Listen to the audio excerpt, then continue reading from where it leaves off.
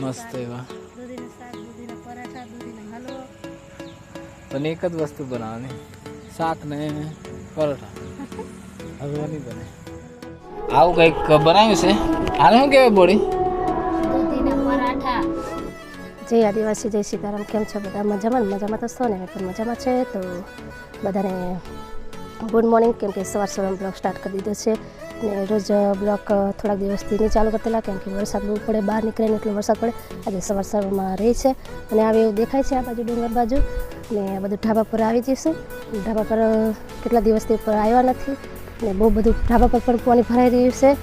તો આ જોઈ શકો છો બધું કેવું થઈ ગયું છે. વરસાદ આવે બધું થઈ ગયું છે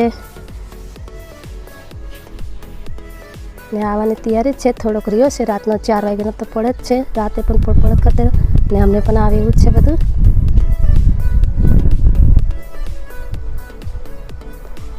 તો ઢાબા પરથી શિવાસના પપ્પાને બધા કોમે જવાના છે. આજે એક વેરા જવાના છે ને પછી આવતા રહેવાના છે. જય સીતારામ. કેમ છો બધા? મજામાં? મજામાં તો અમે પણ મજામાં છે. તો ઘણા દિવસથી વિડીયો નહીં બનાવ્યો, પરંતુ આજે વિડીયો બનાવીએ છીએ.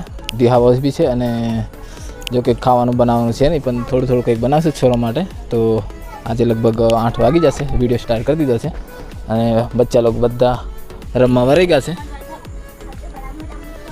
તો આપણે મૂળો વેચવા જવાનું છે અને બોડી મૂળા લઈને નીકળ્યા છે. તો કેટલાના થાય છે અને દિહાવો વારવાનો છે, થોડો બનાવવાનું છે ખાવાનું. એટલે ચાલો ગાડી પર મેકો, ઉઠાવ.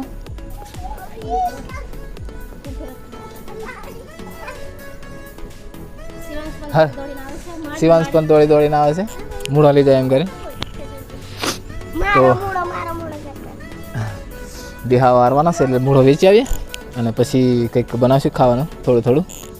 ફાઇનલી દોસ્તો આપણે આવી જશે હવે ઘેર અને મૂળો વેચીને આવ્યા છે. અને આ શું કહેવાય, કોલગેટ અને એક સાબુ લઈને આવ્યા અને ચા કેટલાની છે, અને આ છે ચા 500 ગ્રામ 115 રૂપિયાની પાસે.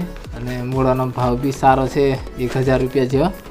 એટલે હા, એટલે સારું કન્ડિશન છે. મેકી રાખ્યો પણ ખોટ નહીં જી.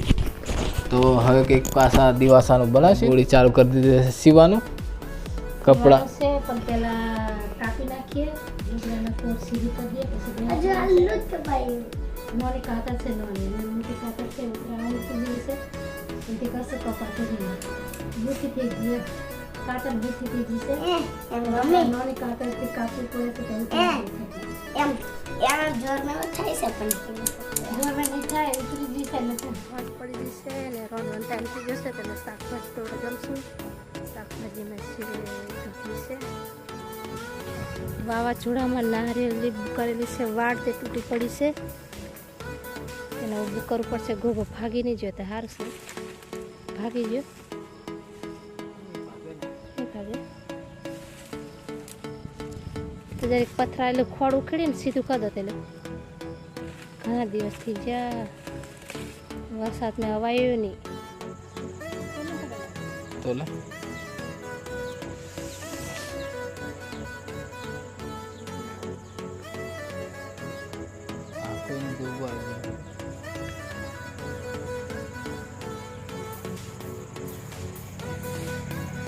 બસ કે બીજી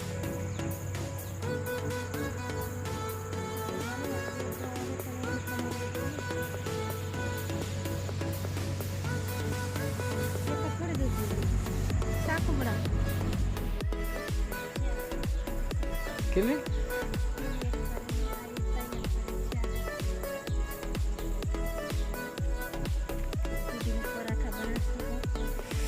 મસ્ત એવા. પણ એક જ વસ્તુ બનાવવાની, શાક ને પરોઠા, હલવો નહીં બને. દોસ્તો આપણે હવે જો દૂધીના ઢેબરા જેવું બનાવ્યું છે. જો નજીકથી તમને બતાવું, આવું કંઈક બનાવ્યું છે. આને શું કહેવાય બોડી? દૂધીના પરાઠા બનાવ્યા છે બોડી. બીજું કંઈ વધારે બનાવ્યું નહીં, ખાલી દૂધીના પરાઠા ને દૂધીનું શાક એવું કંઈક બનાવ્યું છે.